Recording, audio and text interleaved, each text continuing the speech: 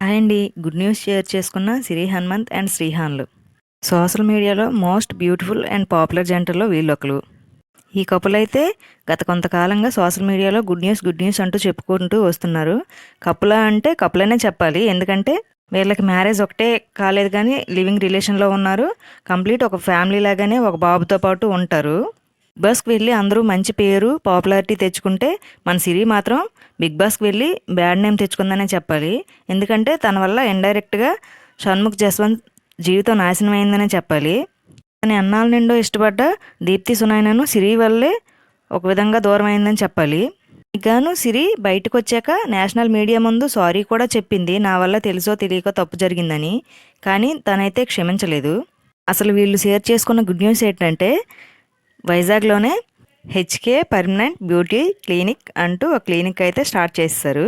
Clinic ఓపెనింగ్కి అయితే చాలామందిని invitation కూడా చేశారు.